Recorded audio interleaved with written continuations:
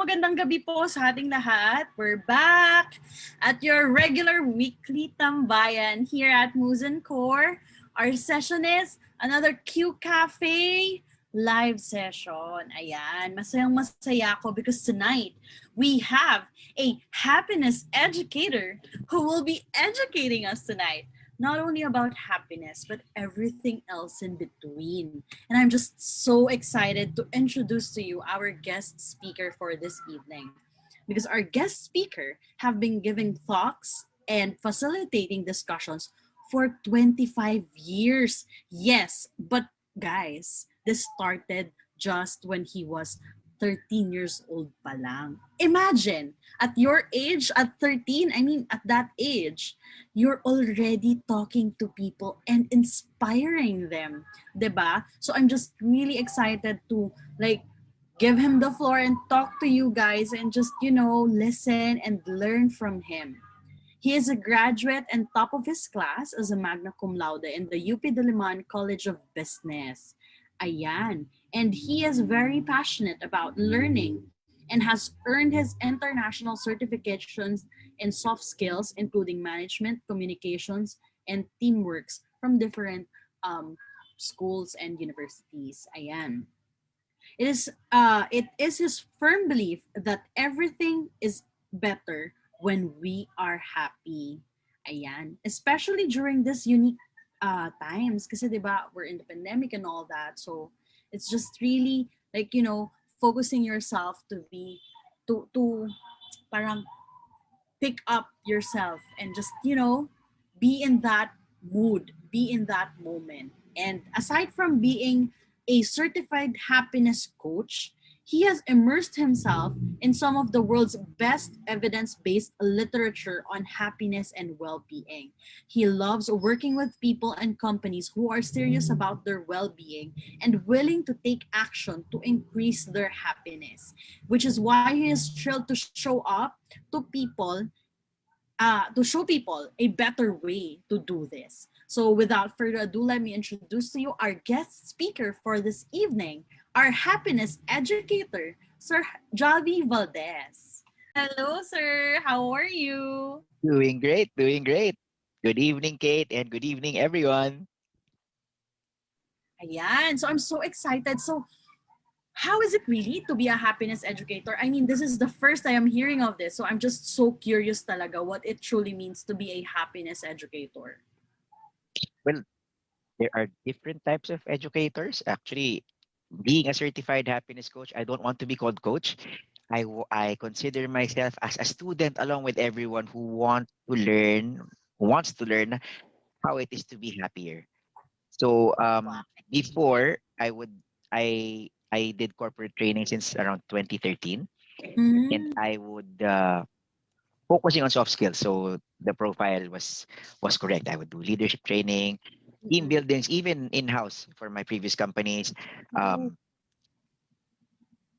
communications, business writing, different types of soft skills. And with the onset of the pandemic, also with my personal experiences, I was thinking, ano ba yung kailangan ng mundo? What would really add value to the world? And I came up with happiness. And in my researching in literature happiness, ay meron palang Meron palang happiness coach, pwede palang magpa-certify. Ay, there's suddenly, ang dami palang universities in first world countries, so sa Yes. Australia, sa US, who have dedicated like research teams for Mhm. well-being, or even centers. For example, the University of California, Berkeley, Mhm. Greater Good Science Center.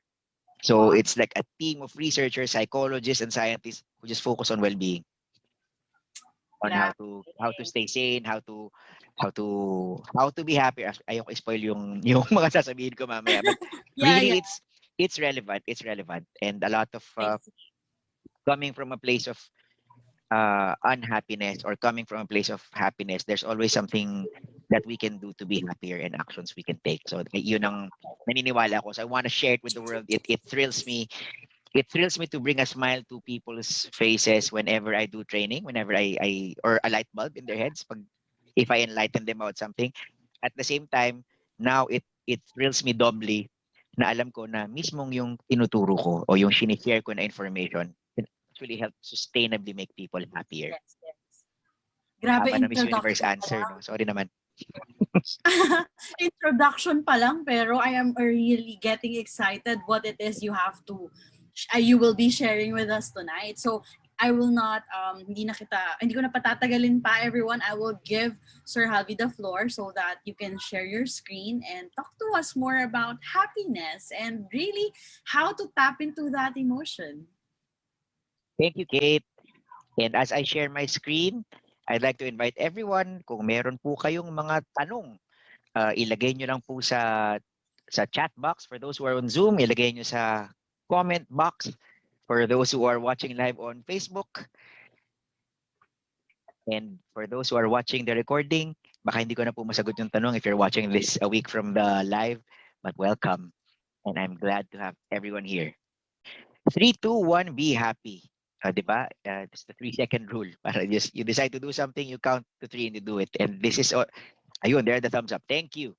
Thank you very much. And this is really quick, a condensed version of a 1 day and even a 4-day happiness workshop and seminar that I offer. I hope to be able to be of service to you by sharing as much value as I can in a 15 to 20-minute period. So ano ba yung 3, 2, 1 ngayong gabi? First, I will share 3 truths about happiness. So there are some things that are subjective. Yes, and we have some people who will prefer pizza over burger or pasta before pagkain talaga, no? But there are some things that are facts.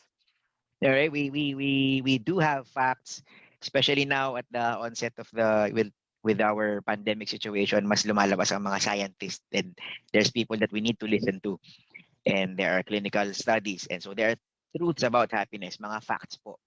And then, 2 actions that you can take to be happy. Ano ba yung dalawang bagay na pwedeng gawin? There are actually dozens of things, tiny things, daily habits that you can do every day to be happy. But since we have limited time, I'll just share with you 2 of the things that I think are most solid and get the most bang for your buck. Finally, one simple happiness tool, isang napakasimpleng bagay na maaari niyong bilhin at gamitin upang maging mas masaya araw-araw. So, 3 truths, 2 actions, and 1 simple happiness tool. 3, 2, 1. Let's proceed. 3 truths about happiness. So, isang facts. And mga konting katotohanan lang po. And if you have a violent reaction, you wanna say, hindi totoo yan, okay lang. Hindi ako malulungkot, hindi ako magagalit. Just post it. But I think you will see that these things, most of these are self-evident. First truth, there is a science to happiness. Meron pong siyensya ang pagiging maligaya. So there are things that we say, oh, this is an art. Oh, this is a science.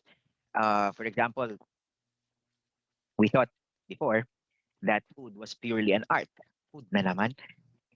But with the onset of research, alam natin na mayroong mga ibang hormones, ketones that when we smell evoke certain emotions or that pair with other tastes. So we can actually use science to create a recipe. In the same way, you might hear people saying, madali lang yan. If you want to be happy, just be happy. Just try to be happy, or may ganitong diskarte lang. So we we know right now for a fact that there is happiness science. Maliban dun sa mga binanggit ko po kanina na mga universities who study science, there are specific ways to measure happiness. As in, pwede pong masukat. For example, the functional MRI. MRI is magnetic resonance imaging. Ito yung nagsascan sa utak. So, ibig sabihin, pag medyo malamig yung part na yun or hindi active, nag-blue, alam ko ganun ha. And then pag active yung part na yun ng brain, nag-red, nag-yellow. So we know which parts, there's parts that deal with decision making, parts that deal with language, parts that deal with happiness, or parts that deal with pain and stress. So now that we can have like a movie, a motion picture of what the brain is going through, we can actually measure kung certain actions or certain things that we do, or maybe even things that we eat, can actually and clinically affect our brain to be more happy. Meaning nasusukat po talaga.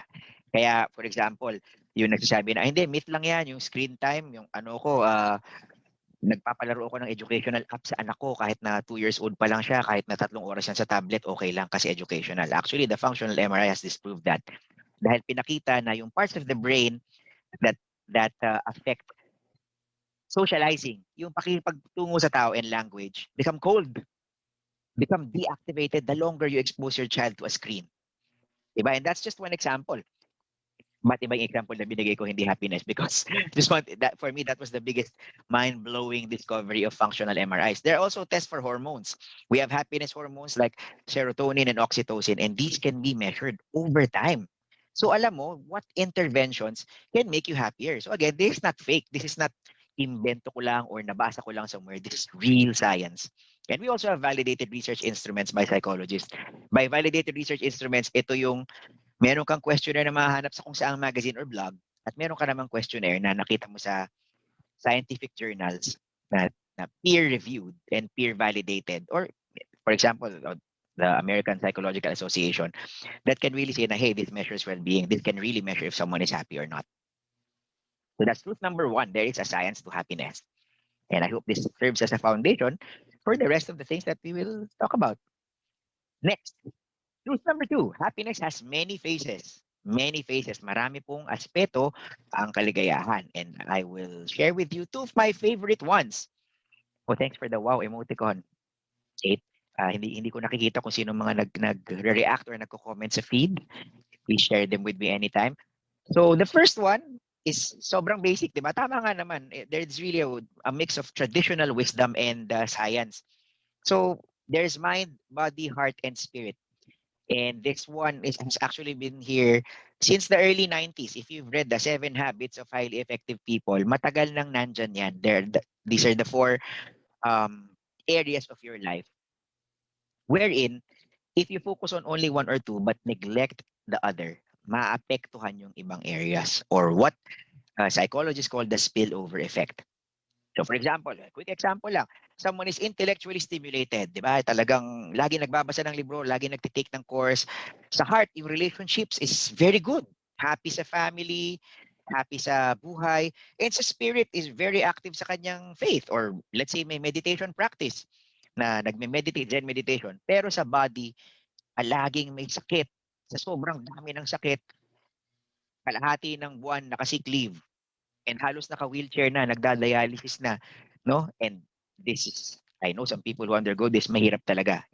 I'm not to put down anyone who is in a bad state of health. We relate to you, and we love you, all of those who are sick.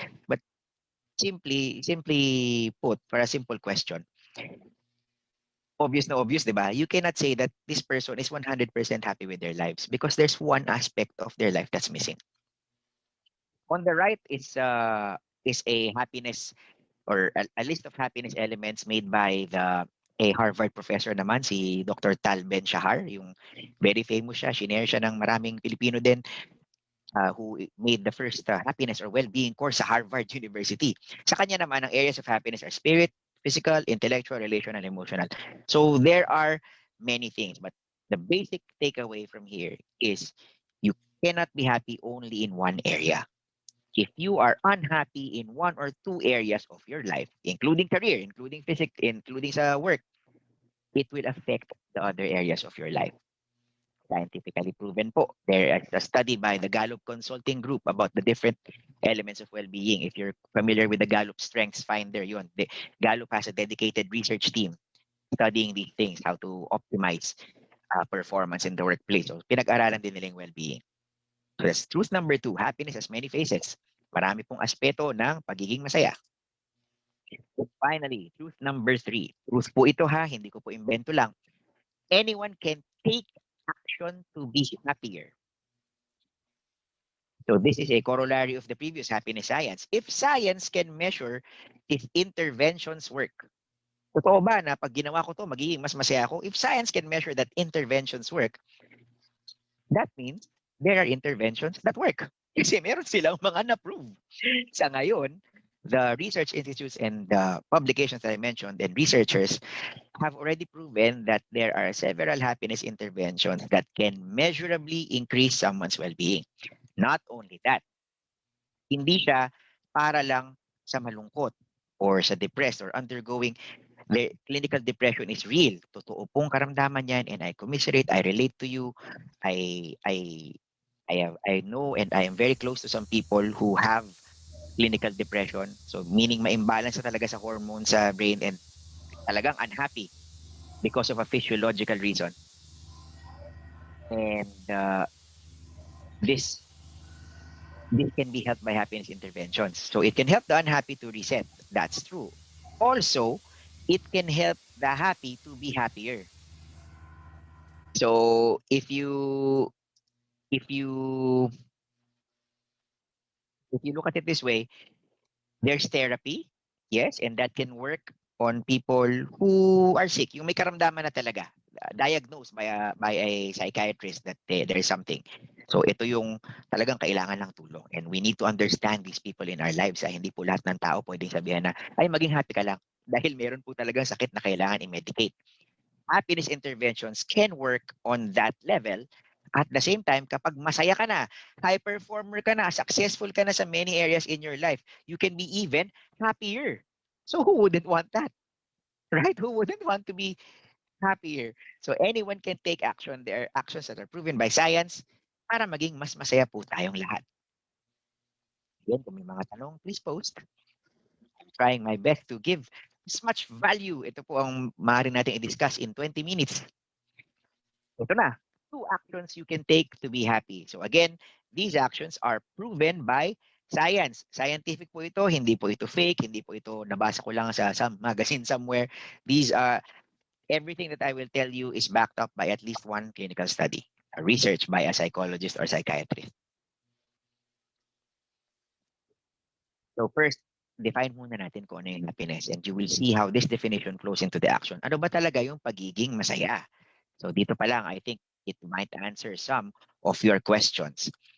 So happiness has 2 components, contentment and purpose. This is according to Dr. Sonia Lyubomirsky, a pioneer of happiness science. So siya yung isa sa mga pinakaunang positive psychologist. And she's the author of The How of Happiness. Contentment, it's positive feelings, joy, gratitude, positive well-being, feeling good. So good vibes. Good vibes. That is one component of happiness. The other half of happiness is purpose. It is a sense that one's life is good, meaningful, or worthwhile. Meaning may pinupuntahan yung buhay ko. May purpose. There is a deeper meaning to my life. I am connected to something bigger than myself.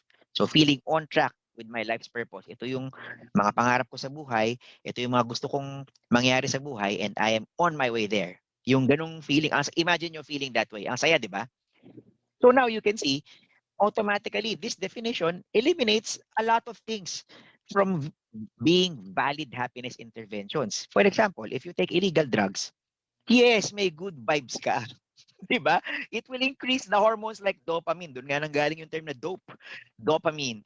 It increases the hormones that make you feel good. But really, if you are addicted to an illegal drug, if you are addicted to an illegal drug, do you think that you will feel on track with your life purpose? Do you think that you will feel very much that your life is meaningful and worthwhile? Hindi, di ba? So dito pa lang, ulam na. Please remember this definition of happiness. It is both feeling good and feeling purpose. So contentment, good vibes, and mas malalim na kahulugan sa buhay. Those are two components of happiness. So now I'm going to share with you two actions that we can take to be happier based on these two things. Shout out to my favorite ninang there.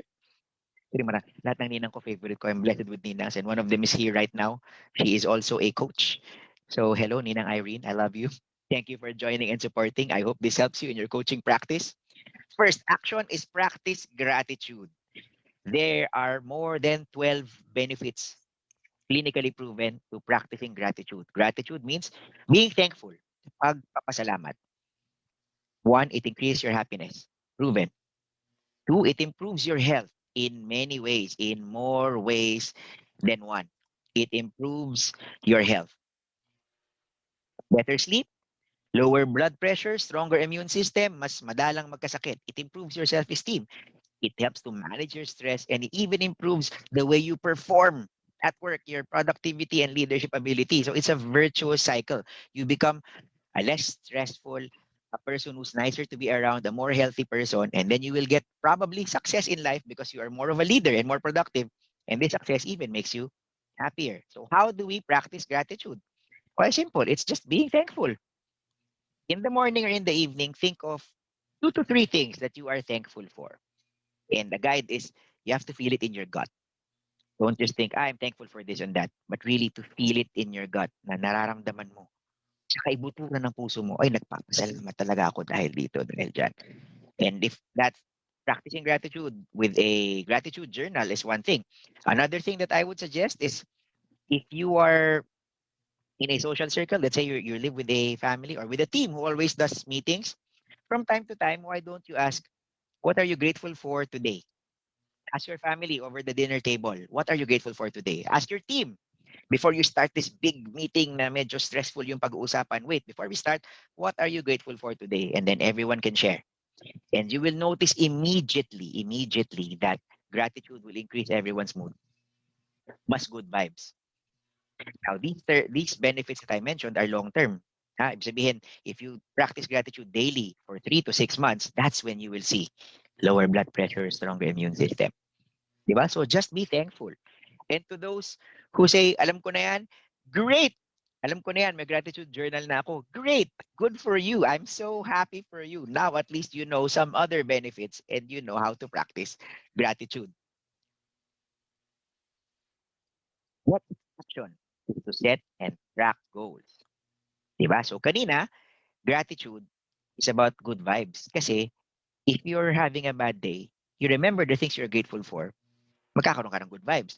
If you're having a nice day, mamamagnify yung feelings kasi wow, I'm thankful such as a great day because of this and that, because I nailed this proposal at work, I had a good day with my kids or with my partner. It really improves your mood. Now the second action is to set and track goals. Again, each item I quote here is backed by a clinical study. Setting and tracking goals increases your well-being. All right? And it also increases your motivation and productivity. Mas ganado ka syempre if you can see a finish line, if there's something that you are aiming towards. And this is great. There is actually a study that proves that setting and tracking goals improves the outcome of depression treatment. All right, it improves the outcome of depression treatment. And if you uh for those friends of ours who are battling depression and other mental disorder, maybe your therapist has recommended that you keep a gratitude journal, list one thing you're thankful for, and also to set a goal for the month or goal for the 90 days and to work towards that goal. And these the interventions again are not just something the therapist invented. It is backed by science. It is proven. So how do we operationalize? Kanina, simple, di ba? How do we do it? How do we do? We practice gratitude. Gratitude journal, 3 things in the evening, 3 things at night. I'm thankful for these things. And to do a gratitude circle. At random lang. Parang Thanksgiving. If you I've never been in the States on a Thanksgiving day, but if you watch almost any romantic or comedy series from Netflix, you will see there's always a Thanksgiving episode, di ba? And at dinner, what are you thankful for? What are you thankful for? Gawin din natin yun. Gawin din natin yun because it helps. Now, how do we operationalize this second thing, setting and tracking goals? You can actually do it right now. Think of something. Think of something real quick that you want to experience. Think of something real quick that you want to experience or to achieve in the next 90 days. Okay? And we can use maybe the Gallup's 5 elements of well-being. So you can have a career goal. You can have a physical goal. I want to lose weight, or um I want to be able to do 20 push-ups. Halimbawa, career goal is to maybe start your own business, or to, if there's a goal, a quota at work. You can also have a community goal, service, di ba? Which is ties in well with purpose. I want to be able to help X amount of children go to school, or to donate food in 3 months, to have a fundraising drive or donation drive for an orphanage or for my local charity. And there's also social and financial well-being. So yes, valid po ang financial goals. Diba? I want to be able to save this much, or to have an investment of this amount by in 90 days. Diba? And social goals. O gusto ko ng love life. Hindi, mahirap po yun. Love life in 90 days. At least, diba? I will not promise that, but it is still a worthy goal. Diba? Or let's say I want to have a date night regularly with my partner every week for the next 90 days. That's a goal. That's a valid goal. So right now, ayan, I can see Kate writing down notes. List nyo lang something that you want to achieve in 90 days. And write that down in a notebook, and every morning remind yourself of your goal. Ito ang gusto kong ma-achieve sa second quarter of, we're about to start the second quarter of 2021. This is what I want to achieve in second quarter of 2021. Study that, and of course, track it. What are you doing? Are you taking action to track to this? So for example, very simple. I want to lose weight. Then why not track in your daily notebook na, okay, Monday, Wednesday, and Friday, be intentional about it. Monday, Wednesday, and Friday, I will work out for at least 20 minutes.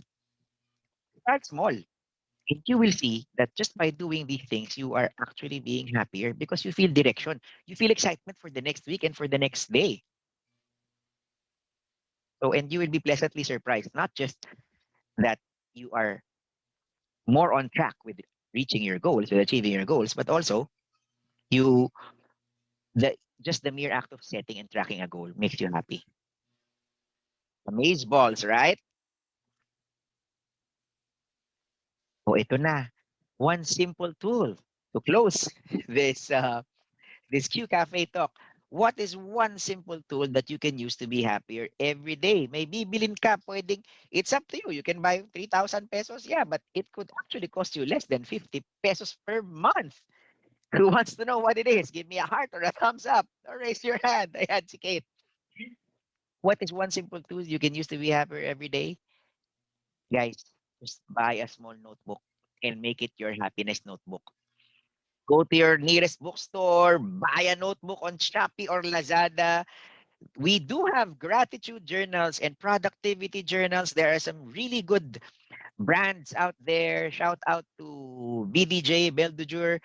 Shout out to the Best Life Journal. Shout out to the Intelligent Change Journal. Ang dami-dami pong mga productivity and gratitude journal. Now, if it's out of your budget, sa totoo lang po, 50 pesos, 60 pesos, meron na po kayong notebook. Kahit yung tickler lang. And in that notebook, that's where you practice gratitude. Write down the date every day to start your day and 3 things that you are thankful for. Doon sa first page, nakasulat doon yung goal mo.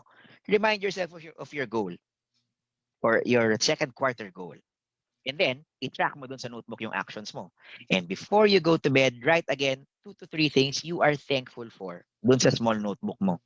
So, it just takes, I don't know, 8, 15 lines of text sa isang, for every day. Di ba? So, kasya na yung mga ganyan kalaki, yung mga isang tangkal lang yung haba na, yung size na notebook o yung tinatawag na tickler notebook. Kasya na. And by doing these habits, you can actually be happier. Now, there are so many more interventions. There are so many more studies I'd like to share in the interest of time, and also so you can ask your questions.